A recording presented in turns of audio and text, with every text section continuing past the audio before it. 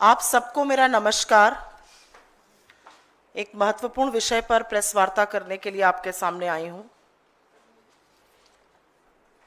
ये श्री केवी सुब्रमण्यन है, भारत सरकार में चीफ इकोनॉमिक एडवाइजर और भारत सरकार की ओर से नामांकित ईडी में एग्जीक्यूटिव डायरेक्टर आईएमएफ में थे। 2 दिन पहले अचानक मोदी सरकार ने आईएमएफ में भारत के कार्यकारी निदेशक एग्जीक्यूटिव डायरेक्टर को उनके पद से हटा दिया। 6 महीने का उनका कार्यकाल बचा था, 3 साल का कार्यकाल होता है। सरकार ने अभी तक अधिकृत तौर पर कोई भी रीजन नहीं बताया है कि इनको इनके पद से क्यों हटाया गया है, और अमूमन ऐसा होता नहीं है। 6 महीने का टाइम बचा हो, यकाएक एकदम से हटा देना, यह थोड़ा सा एक रेयर स्टेप था। आपकी जानकारी के लिए याद दिला दूं, दुरुस्त करा दूं, ये वही केवी सुब्रमण्यन जी हैं जब कोरोना काल के दौरान -24% इकोनॉमी हो गई थी तो ये वी शेप्ड रिकवरी की बात कर रहे थे। ये अलग बात है कि वो वी शेप्ड रिकवरी आज तक नहीं हुई, वो के डब्ल्यू और बहुत सारी चीजें हुई। इन्होंने सरकार का चरण वंदन करना, इन्होंने सरकार का चीयर लीडर बनने पर ज्यादा अहमियत दी, बजाय कि सरकार को कुछ अच्छे इकोनॉमिक पॉलिसीज के बारे में या आर्थिक सलाहकार के तौर पर सही राय दे सकें। तो ऐसा क्यों हुआ? यकाएक एकदम से इनको क्यों हटा दिया गया? और इसमें जब थोड़ी तफ्तीश की गई, और आपको जो रिलीज दी जाएगी उसके साथ सारे डॉक्यूमेंट्स अटैच कर देंगे हम, ऐसा जबरदस्त घपलेबाजी के चलते हुआ है। सरकारी bank, union bank of India, आप में से तमाम लोगों का खाता हो सकता है उसमें हो, उनके जो इंटरनल डॉक्यूमेंट्स हैं, उनके जो आधिकारिक डॉक्यूमेंट्स हैं जून और जुलाई 2024 के, उसमें से यह पूरी तरह से साफ है कि इन पूर्व मुख्य आर्थिक सलाहकार, फॉर्मर चीफ इकोनॉमिक एडवाइजर और जो इतने समर्पित चीयर लीडर हैं मोदी जी के, उन्होंने एक किताब लिखी थी जो मोदी जी को दे रहे हैं, इंडिया एट 100।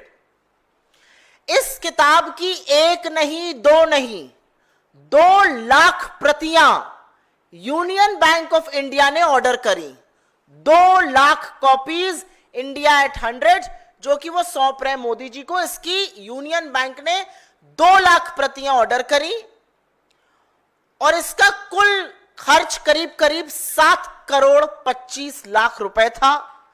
3.5 करोड़ रुपए के आसपास एडवांस दे दिया गया। इसमें 1,79,450 1,89,450 प्रतियां पेपर बैक की और करीब 10,500 प्रतियां हार्ड बैक की थी। और इनका जो वितरण था, जो डिस्ट्रीब्यूशन था, वो यूनियन बैंक के जोनल ऑफिसेस, करीब 18 जोनल ऑफिस है पूरे देश में, और उनके रीजनल ऑफिसेस के थ्रू होना था। वो स्टूडेंट्स को दिया जाना था, वो उनके खाता धारकों को दिया जाना था, वो कॉलेजेस में, लाइब्रेरी में दिया जाना था। 2 लाख प्रतियां। आपकी जानकारी के लिए बस इतना बता दूं कि अंग्रेजी की बेस्ट सेलर इंडिया में अगर किसी किताब को कहा जाता है ये बेस्ट सेलर है और वो इंग्लिश में लिखी है तो वो 10,000 प्रतियां बिकती हैं। 2 लाख प्रतियां यूनियन बैंक ने ऑर्डर करी थी, करीब 7.25 करोड़ रुपए पर। ये सारी प्रतियां, जैसा कि मैंने आपको बताया, रीजनल और जोनल ऑफिसेस के थ्रू वितरित होनी थी। एडवांस 3.5 करोड़ दे दिया गया था, और जो बाकी पैसा था वो रीजनल ऑफिस को कहा गया कि जो अतिरिक्त खर्चा, जो मिसलेनियस एक्सपेंसेस होते हैं, उसमें आप दिखा दीजिएगा। अब ये भोंडा प्रचार इनका क्यों किया जा रहा है? क्योंकि इन्होंने सरकार की लगातार गलत आर्थिक नीतियों का समर्थन किया है, उसको सही ठहराया है, और बड़े ही बेहयाई से पहली की सरकारों को गलत बताया है, उनकी आर्थिक नीतियों पर जबरदस्ती की तीखा टिप्पणी की है। अब इस खुलासे के बाद, ये बहुत ही एम्बैरेसिंग, एक बहुत ही शर्मनाक खुलासा है। 6 महीने बचे थे तो वो अपने पद से हटा दिए गए हैं। ये मोदी जी के बड़े जाने माने भक्त हैं। आपको याद होगा 2019-20 का वो इकोनॉमिक सर्वे जहां पर थालीनॉमिक्स की चर्चा हुई थी। अब इनको कौन समझाए कि 52% दाम तो एक थाली का जो सिर्फ वेजिटेरियन है उसका बढ़ गया है। और जब यह देश बेरोजगारी से और महंगाई से जूझ रहा था तो सरकार, सरकारी बैंक मोदी के चरण वंदन को सही ठहराने के लिए इनकी 2 लाख कॉपीज खरीदी जा रही थी। 7 करोड़ से ज्यादा खर्च हो रहा था। अब इससे कुछ सवाल उठते हैं और वो सवाल आपके माध्यम से इस देश की सरकार से, इस देश के एक सरकारी बैंक से जो कि सरकार के अधीन है, इस देश के वित्त मंत्रालय से पूछने जरूरी हैं। क्या यह सच नहीं है कि यूनियन बैंक ऑफ इंडिया ने 2 लाख प्रतियां खरीदी? क्या यूनियन बैंक ऑफ इंडिया ने अपने बोर्ड ऑफ डायरेक्टर्स से यह पैसा, यह खर्च अप्रूव कराया था? क्या यूनियन बैंक ऑफ इंडिया ने अपने रीजनल ऑफिसेस को कहा कि आप यह पैसा अपने मिसलेनियस खर्चे में डाल दीजिए? क्या यूनियन बैंक ऑफ इंडिया ने ऐसा करते वक्त डिपार्टमेंट ऑफ फाइनेंशियल सर्विसेज, जो फाइनेंस मिनिस्ट्री का एक डिपार्टमेंट है, उसका अनुमति ली थी? क्या उनके पास बोर्ड का अप्रूवल था? यह हमारा पहला सवाल है। और क्योंकि यह पैसा बीजेपी के हेडक्वार्टर से नहीं आया था, ऐसा नहीं था कि यूनियन बैंक को यह पैसा बीजेपी वाले मोदी जी की छवि सुधारने के लिए, मोदी जी के चरण वंदन के लिए दे रहे हैं। यह पैसा इस देश का पब्लिक फंड है, आपका, हमारा, जनता का पैसा है, क्योंकि यह सार्वजनिक बैंक है। तो इसका दुरुपयोग क्यों किया गया? और क्या जो धारक करता होते हैं, जो डिपॉजिटर्स हैं, जो जमा करता है, उनको इस बारे में जानकारी थी? और क्या यह जिम्मेदारी नहीं थी बैंक की, अंडर द फिड्यूशरी रिस्पॉन्सिबिलिटी, कि वो ऐसा ना करें, लोगों के पैसे को सुरक्षित रखें? तीसरा सवाल, क्या वित्त मंत्रालय ने इस बात की जांच की है कि इतनी बेशर्मी से यह कॉन्फ्लिक्ट ऑफ इंटरेस्ट कैसे हुआ? और सिर्फ क्योंकि कृष्णमूर्ति सुब्रमण्यन जी सरकार के बड़े नजदीक थे, सरकार का बड़ा गुणगान करते थे, क्या सिर्फ इसीलिए उनको छूट दी गई ये कॉन्फ्लिक्ट ऑफ इंटरेस्ट करते हुए? इसके अलावा एक और आरोप लग रहा है, और यह बहुत संगीन आरोप है। आरोप है कि यूनियन बैंक ऑफ इंडिया की एमडी और सीईओ सुश्री मणि मेखलाई, जिनका जून 2025 में एक्सटेंशन होना है, उन्होंने इस एक्सटेंशन के लिए क्या यह अपरोक्ष रिश्वत दी गई है? क्या उनके जानकारी में यह सब हुआ है? क्योंकि जितनी ज्यादा किताबें बिकेंगी उतनी ज्यादा रॉयल्टी राइटर को मिलती है। इसके बिकने से करीब 90-92 लाख रुपए की उनको रॉयल्टी मिलती। तो इस बात का जवाब कौन देगा कि अपरोक्ष रूप से उनको फायदा क्यों पहुंचाया गया, स्पेशली जब एक्सटेंशन का मामला चल रहा था? और अंतिम सवाल यह है कि क्या वित्त मंत्री निर्मला सीतारमण जी इस लेन देन पर कोई सफाई देंगी? पीएमओ इसमें किस हद तक और क्यों संलग्न था, इस बात का जवाब हमें कौन देगा? आपकी जानकारी के लिए बता दूं कि 4 मई को ऑल इंडिया यूनियन बैंक्स की जो एम्प्लॉय एसोसिएशन है, उसने अपने एमडी और सीईओ को इसकी जांच करने के लिए चिट्ठी लिखी है और बोला है कि पब्लिक फंड की बर्बादी ऐसे कैसे हो सकती है। और मैं आगे बढ़ने से पहले एक चीज जरूर यहां बताना चाहती हूं, क्योंकि आप सब एटीएम इस्तेमाल करते हैं, आप लोग तो प्रबुद्ध लोग हैं, अमीर लोग हैं। इस देश के बहुत सारे ऐसे लोग हैं जो मिनिमम बैलेंस नहीं रिटेन कर पाते हैं, जो 5,000 10,000 जो मिनिमम बैलेंस होता है वो नहीं रख पाते हैं। उनके लिए 2 जून की रोटी इकट्ठा करना इस समय मुश्किल है। सरकारी बैंकों ने, क्योंकि ये दिखाता है कि पहुंच वाले लोगों के लिए, चरण वंदन करने वाले लोगों के लिए, केवी सुब्रमण्यन जैसे लोगों के लिए क्या रुख है, अडानी जी के लिए क्या रुख है और आम जनता के लिए क्या रुख है। 2023-24 में सरकारी बैंकों ने करीब 2300 करोड़ रुपए इकट्ठा किए, सिर्फ और सिर्फ मिनिमम बैलेंस पे पेनल्टी लगाकर, और उसमें इसी यूनियन बैंक ने 126 करोड़ रुपए इकट्ठा किए।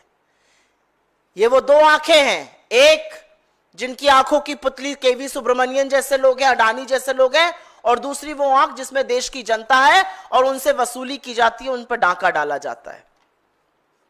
आपको याद होगा, और ये अंतिम बात कहकर अपनी बात खत्म करती हूं, आपको याद होगा दिसंबर 2024 में नेता विपक्ष श्री राहुल गांधी जी ने ट्वीट किया था और कहा था कि मोदी सरकार ने सार्वजनिक क्षेत्र के बैंकों को, जनता की जीवन रेखा जो है उनको केवल अमीर और शक्तिशाली लोगों के लिए पालतू साहूकार बनाकर रख दिया है। मेरा मानना है, हम सबका मानना है, उन्होंने बिल्कुल सही कहा था। यह 100% सच बात है, क्योंकि ऐसे तमाम उदाहरण हैं। केवी सुब्रमण्यन एक उदाहरण है जिनका जबरदस्त कॉन्फ्लिक्ट ऑफ इंटरेस्ट, वो चीफ इकोनॉमिक एडवाइजर, वो आईएमएफ में एग्जीक्यूटिव डायरेक्टर, उनकी किताबें सरकारी बैंक खरीदकर एक नहीं, दो नहीं, 2-2 लाख प्रतियां खरीदकर वितरण करवा रहा है। पैसा उनकी जेब में जाएगा क्योंकि रॉयल्टी उनको मिलेगी। ऐसे तमाम उदाहरण हैं। जो सरकार की बातें करेगा, जो उनका भोपू बनेगा, वो तमाम सलाहकारों पदों पर, तमाम भक्त जो हैं वो महत्वपूर्ण पदों पर बिठाए जाएंगे। आरएसएस के तमाम विचारक बड़े बड़े पदों पर आसीन किए जाएंगे। और ये 11 साल में अपनी छवि चमकाने वालों को, अपना चरण वंदन करने वालों की एक भक्तों की और एक ट्रोलों की मंडली बनाई है, और उनको इसी तरह से फायदा पहुंचाया जाता है। असलियत यह है कि चाहे वो राष्ट्रमित्र अडानी हो या आर्थिक तर्क ना देने वाले मोदी जी के मन की बात करने वाले केवी सुब्रमण्यन हो, उन सब के लिए नए भारत में, अमृतकाल में भ्रष्टाचार के नए आयाम लिखे जा रहे हैं। लेकिन क्योंकि आईएमएफ की बात कर रही हूं, एक अंतिम बात यहां पर करनी जरूरी है, आईएमएफ से रिलेटेड है। पाकिस्तान ने आईएमएफ से करीब 1 अरब से ऊपर का डॉलर का कर्ज मांगा, 1.3 अरब डॉलर का कर्ज मांगा। कांग्रेस ने 29 अप्रैल को ही यह कहा था, जयराम रमेश जी ने ट्वीट किया था, स्टेटमेंट दिया था और कहा था कि भारत सरकार को इसका कड़ा विरोध करना चाहिए। खबरें हैं कि आईएमएफ से पाकिस्तान के कर्ज और फंडिंग की समीक्षा की हमने जो मांग की थी वो भारत सरकार जरूर उठाए, और पाकिस्तान जो भारत विरोधी ताकतों को पनाह देता है, जो आतंकियों को शरण देता है, जो भारत विरोधी गतिविधियों में संलग्न रहता है, उसको ये लोन किसी भी तौर पर ना मिले। 1.3 बिलियन डॉलर का ये लोन। मैं just for the benefit of the non-Hindi speakers, I will make a very brief statement in English on the same matter. This is K.V. Subramanian, the former chief economic advisor in the government of India. He was India's representative as the executive director at the IMF. About 2 days back, his tenure was abruptly cut short. He was terminated. His tenure was terminated 6 months before it was going to end. And the government has given no possible explanation whatsoever that why was his tenure prematurely terminated. You must remember, he's the same man who, when the economy shrunk by over 24% during COVID, was talking about a V-shaped recovery, one that never happened. Now it comes to light in a very, and we are speaking on the basis of documents that we have seen and documents that we will be sharing with you. It has now come to light that a public sector bank, the Union Bank of India, was made to buy 2 lakh copies of his book, India at 100, one that he's seen here presenting to Mr. Modi, at a cost of 7 crore 25 lakh rupees. 3.5 crore of which was already paid in advance. These copies were to be distributed by the zonal and the regional offices of the Union Bank of India. The regional offices were told, because 3.5 crore had already been paid, the rest of the money should be listed under the miscellaneous expenses of the bank's regional offices. These were supposed to be distributed to students, to deposit holders, to colleges, to libraries. Why on earth was Union Bank of India incurring this cost is something that remains unexplained. The reality is that the cost of this blatant propaganda was not borne by the BJP coffers. It was coming from the tax-paying citizens of this country. It was coming from the common people of this country. It was coming from the deposit holders of the Union Bank of India. and which is perhaps why an embarrassed government had no choice but to terminate him as the IMF executive director 6 months before his term was to end.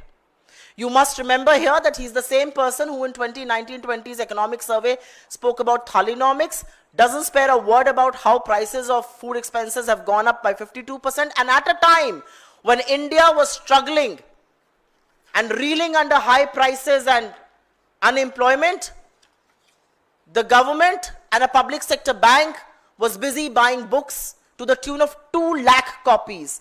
The English bestsellers in India are the ones that sell 10,000 copies. So you can understand the amount of royalty he would have collected, and which is why some very important questions need to be raised about this wasteful expenditure. Did Union Bank of India take prior permission of its board to buy 2 lakh copies? Did it have a prior approval of the Department of Financial Services? What is the intended purpose of buying these books and distributing them through regional and zonal offices, other than the fact that he was a big cheerleader of Mr. Modi, and this was a way to compensate him for God alone knows what favors? Has the Finance Ministry investigated how could something as blatant as this conflict of interest go through, and how involved was the PMO in this whole affair? There's one very important point here. The MD and CEO of Union Bank, Ms. Mani Mekhalai, is due for an extension in June 2025. Was she involved with the decision to procure these copies? Did she approve the procurement of these copies? And was this a way to compensate through the way of royalties Mr. K.V. Subramanian? And last but not the least, what is the Finance Ministry doing to probe the blatant misuse of public funds, funds of depositors, funds of common Indians? And what was the extent of PMO's involvement, and why was the PMO involved, if at all, in distribution and procurement of these copies? I must very gently point out here that on the 4th of May, the Union Bank Employees Association has written a letter to the MD and CEO asking for a fair probe and about this wasteful expenditure. You must also be reminded here of how benevolent these public sector banks are when it comes to common people like you, me, and others. The reality is that these public sector banks in 2023-24 have collected over 2,300 crore rupees in penalty for not being able to maintain minimum balance. They charge you for ATM withdrawals, and Union Bank collected almost 126 crore alone by way of penalty. You will also remember that in December 2024, leader of opposition Shri Rahul Gandhi had tweeted that Modi government has only made public sector banks, which are the lifeline of the public, pet money lenders for the rich and powerful companies. He was absolutely right, as events since have then unfolded. There are various examples of advisors, RSS workers, cheerleaders of Modi government being appointed to important positions, and some of them being compensated like Mr. Subramanian would have been by way of a very handsome and hefty royalty. The reality is that when it comes to giving economic sane advice, that did not come in from Mr. Subramanian. He was a cheerleader who spoke the Prime Minister's Man Ki Baat instead of giving some sane economic and fiduciary advices. And while we are talking about the IMF, a related but an important issue, Pakistan has asked for a loan of $1.3 billion from the International Monetary Fund. Congress General Secretary Jairam Rameshji on the 29th of April had raised this issue and had urged the Indian government to strongly oppose this. We are given to understand that the IMF board will be reviewing this loan and funding shortly, and we hope that India's demand for rejection of this loan will be adhered to, because Pakistan, which gives shelter and indulges in anti-Indian activity, cannot be given a single penny by any multilateral agency. This is all that I have to say. Your questions are welcome. If you please ask me questions on suo motu, I'll be very, very grateful.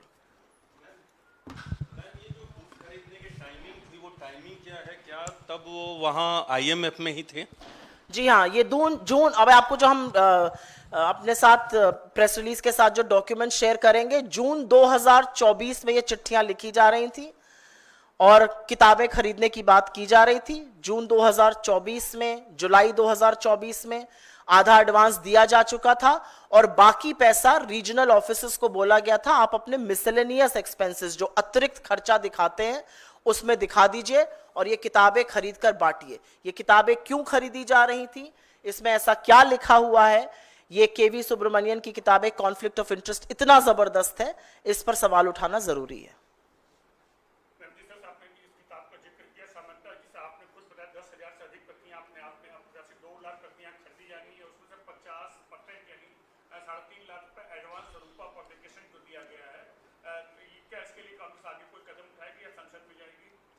आपके माध्यम से हम सबसे पहले इस सच को दुनिया के सामने ला रहे हैं। आपके माध्यम से हम सरकार से सवाल पूछ रहे हैं। आपके माध्यम से हम ये बताने की कोशिश कर रहे हैं कि एक व्यक्ति जो आईएमएफ में 3 साल के लिए था उसको एकदम से अब्रप्टली उसका टर्म खत्म किया गया, लेकिन इस देश को नहीं बताया गया कि ऐसा क्यों हुआ। और अब पता चलता है ऐसा क्योंकि एम्बैरेसिंग डिटेल्स आ गए थे बाहर, क्योंकि भ्रष्टाचार में ये पूरी सरकार लिप्त है। अदने से अदना इनका नेता और परोक्ष ऊपर बैठे हुए मोदी जी और अडानी जी पूरी तरह से भ्रष्टाचार में लिप्त हैं। और ये भ्रष्टाचार का नहीं तो और किस चीज का उदाहरण है, आप मुझे बताइए।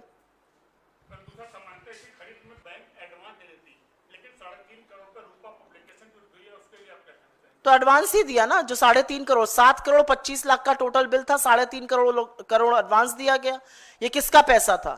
ये एमडी और सीईओ या बीजेपी के खाते से तो नहीं आया था। ये पैसा डिपॉजिटर्स का है, ये पैसा पब्लिक फंड है, वो पब्लिक सेक्टर बैंक है।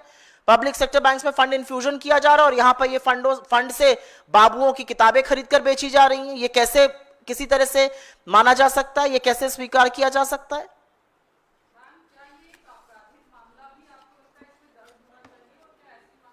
आई डू बिलीव, मुझे ऐसा लगता है कि वित्त मंत्रालय इस पर चुप नहीं रह सकता है।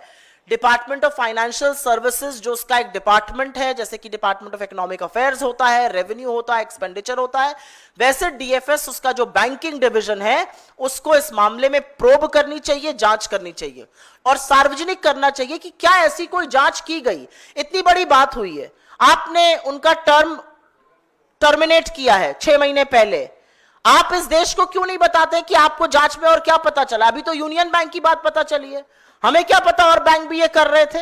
ये जांच तो सिर्फ सरकार कर सकती है, ये जांच विपक्ष तो नहीं कर सकता है, ना हम कर सकते हैं बैठकर यहां से।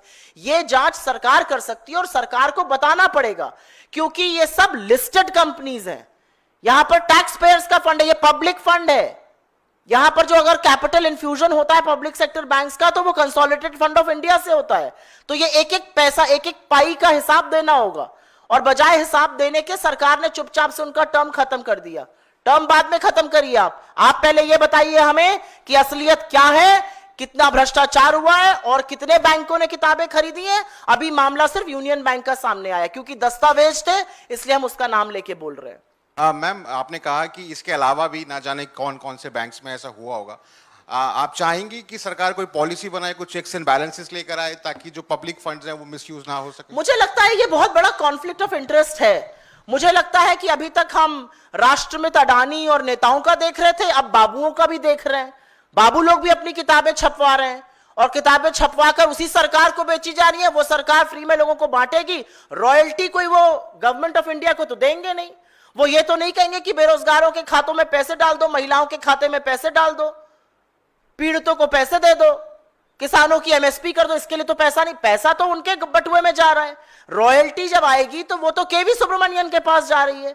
केवी सुब्रमण्यन एक नया पैसा तो आपको नहीं दे रहे हैं और ना इस देश की जनता को दे रहे हैं। तो बिल्कुल सरकार को एक चेक्स एंड बैलेंसेस, जिस तरह से इस किसी भी चीज का मिसयूज ना हो सके। क्योंकि हमें तो एक बाबू का पता चला है, कितने बाबुओं ने काम किया हमें क्या पता। आजकल बड़ा ट्रेंड भी है ना मोदी जी के चरण वंदन में किताबें लिखने का। पता नहीं वो चरण वंदन वाली किताबें कहां कहां खरीदी जाती हैं, कौन कौन खरीदता है, कितने पैसे से खरीदी जाती है, इसके तो साक्ष्य मौजूद थे। और सरकार के सामने ये साक्ष्य आ गए थे, सार्वजनिक हो गई थी ये चीजें, इसलिए सरकार को एक्शन लेना पड़ा। कोई और सवाल? या on what? Ma'am, today Congress President Mr. Mallikarjun Kharge has given a big statement saying that there were intel inputs to the Prime Minister, and that's the reason why he has cancelled his visit to Jammu Kashmir. Now, the BJP is saying that these are all the baseless allegations, and if it will be proven wrong, then he should give an apology to the country. सर्वप्रथम तो मैं पहलगाम आतंकी हमले के बारे में यह कहना चाहती हूं कि आज 14 से 15 दिन हो गए और मुझे इस बात का दुख है कि शहीद के परिवार के साथ, शहीद की पत्नी के साथ भेड़िए की खाल ओढ़कर लोगों ने क्या क्या किया। नेता प्रतिपक्ष राहुल गांधी जी आज करनाल गए और शहीद विनय नरवाल जी के परिवार से, उनकी पत्नी से मिले, उनको ढांढस बंधाया, उनको विश्वास दिलाया कि यह देश उनके साथ है। इससे पहले वो शहीद शुभम द्विवेदी जी के परिवार से भी मिले थे। इसके पहले वो कश्मीर भी गए थे और वहां पर घायलों से अस्पताल में मिले थे और लोकल लोगों से मिलकर उनकी समस्या, उनका दर्द समझा था और उनको भी हिम्मत दिलाई थी। श्री मल्लिकार्जुन खड़गे जी जो हमारे अध्यक्ष हैं, उन्होंने वही कहा है जो सरकार ने कहा है। सर्वदलीय बैठक में सरकार ने माना था कि चूक हुई है। 14 दिन हो गए, ये पूरा देश आक्रोशित है, उद्वेलित है और देश चाहता है कि ऐसा सबक सिखाया जाए देश विरोधी ताकतों को कि उनकी रूह कांप जाए।